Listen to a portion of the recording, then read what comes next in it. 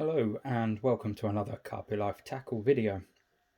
So we've had a recent promotion on PVA the last couple of days, and I had a few questions from people that weren't really too sure how to use PVA netting and what the difference between the refills and the kits were. So I thought I'd do a quick video just to sort of show the difference really. So our mesh netting comes in two different bits and pieces. Now I'm going to be doing this demonstration with the WeedCamo mesh, but obviously there are lots of other brands and lots of other kits available, and they're all very similar. So if you don't have a WeedCamo one, but you do have a ESP one or something like that, then it all works in the same way. So as I say, our WeedCamo range comes in two different parts. We have our mesh plunger and tube set, which is like your beginners. This is the first thing you buy, and then you have the refills that go on to these.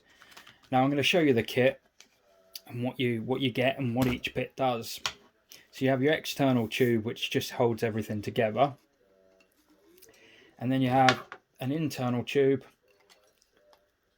and you have some mesh, and you have a plunger.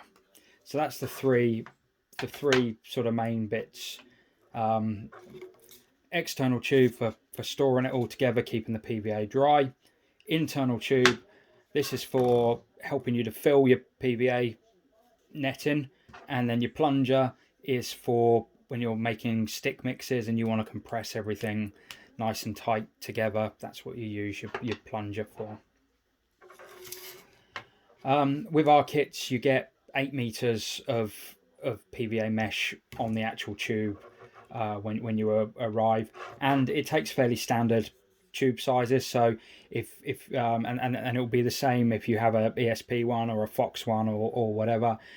You'll be able to put other PVA tubing on it. You don't have to, just because you have a Fox system doesn't mean to say you have to load it with Fox.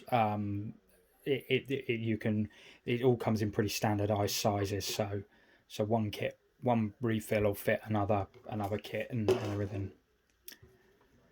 So we also do the refills for these. So if you run out of your 8 meters, we do 25 meter refills. Again, other companies do smaller refills, some do bigger refills.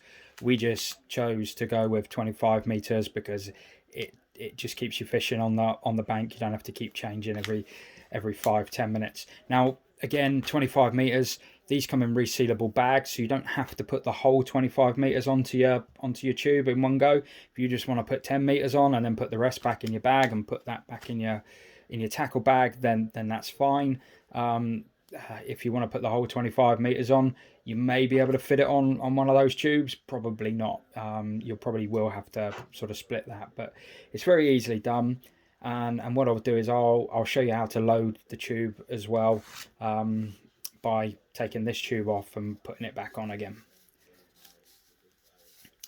So you get your tube in and it comes out in your bag like that. You literally just tie, you don't have to tie a knot in it yet, but you take the open end of one end, just stretch it, just sort of stretch it out, and then feed your tube on there, and then literally just slide it on up your tube and just keep sliding it. When you get to the bottom, you simply just tie an overhand knot in the bottom just to hold it together, and then just push that up, and that's how easy it is to load the refill onto the tube. So how do we actually use the tubing? Well, unlike PVA bags, we don't fish these with all of our gear inside the bag. So with a PVA bag, you have your weight, your trace, and your hook inside the bag.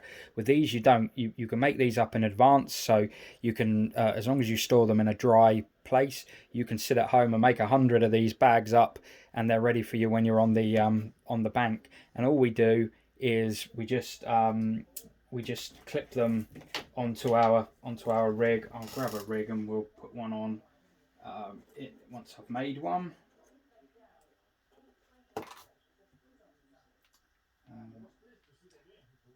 Here's a rig I have prepared, but unfortunately it's a little bit tangled with some other rigs as well.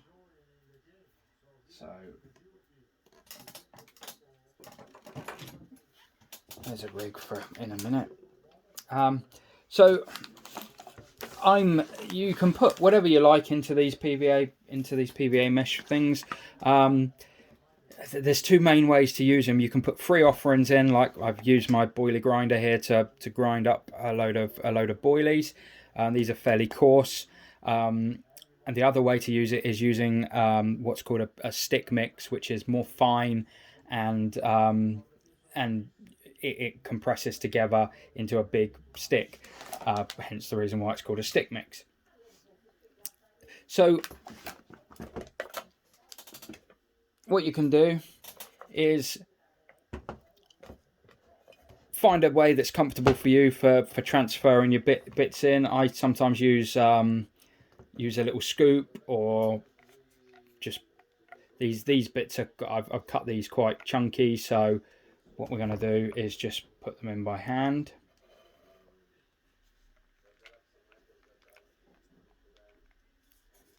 And the beauty of these is you can make them as big or as small as you want. You can. The limit is with your own imagination. I'm just going to make a slightly small one there. So if we were making a stick mix, what we would do now is push that hard against the desk, and then we would use our plunger, and we'd compress it all down so it's nice and tight.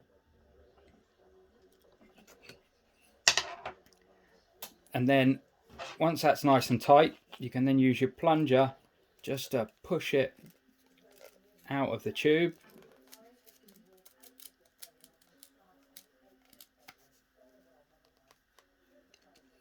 Which it is now, still nice and tight. And then we pull it down a little bit to give us a little bit of extra. Now there's two ways you can do this. You can either cut it off there. I know Mark Pictures from Fox, he likes to cut them off tight, with leaving quite a bit of a tail. Tie his knot so it's tight, and then he uses the bit that's left over. He wraps it around his hook and then hooks on. It's not something I've ever done. I normally just pop a little, pop some out like this, and then literally just tie it. You can always pull off as much as you want, and then just literally tie it round like this. Pull the knot down tight, and then just hold it in place with your thumb, and then that will give you a nice knot there. Tie a second knot,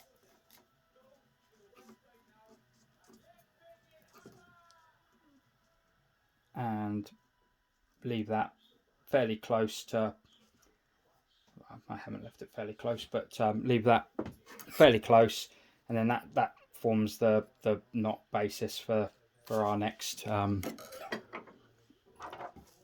the next one we want to make. So we end up with a tight little package like this, and then, as I say, some people now do things differently. What I usually do is simply take my rig, go in the net like that, twist a couple of times, and then back through the net,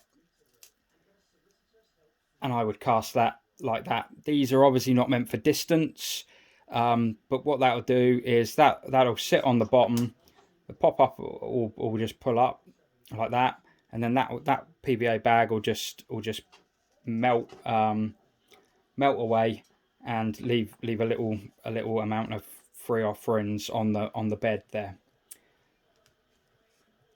there are obviously other ways to mount that. I mean, feel free to look on YouTube. There's loads of videos on how to use these PVA nets. The other thing you can do, I can't do it with this rig because I have an anti-tangle sleeve on the end, but you can use what's called a stringer needle, which is effectively just a long bait needle. And if this was a stick mix, so with slightly thinner sort of particles in there, you push your baiting needle right up through the middle of it, and then you would hook your loop, you would hook your loop for your trace. I don't know if you can see that, onto your needle, and then you would pull the whole trace up back through, and then what you would end up with is, and these are good for fishing in snaggy areas. Obviously you wouldn't have the pop-up putty on there. It would be if you were fishing a bottom bait.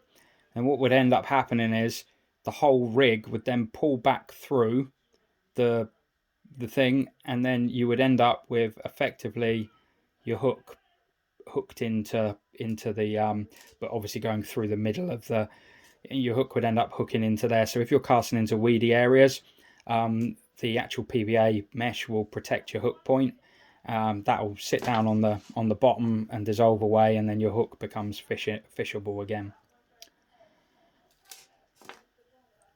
So yeah, this was just a quick video, just to explain the PVA mesh, what it does, how we fish it. As I say, there are plenty of instructional videos plenty of very good instructional videos on YouTube. So for more information, look on YouTube and enjoy your fishing. If you are interested in any of the WeedCamo gear that I have been using, or even the NGT grinder, it is all available on www.carpylifetackle.co.uk. If you're interested in any of the alternative brands such as Corda, Fox, ESP, anything like that, then that's all available online as well. It's all good stuff. But then so as the cheaper stuff does the same thing on the whole. So it's entirely up to you what you want to use and how you want to use it. Tight lines, and see you in the next video.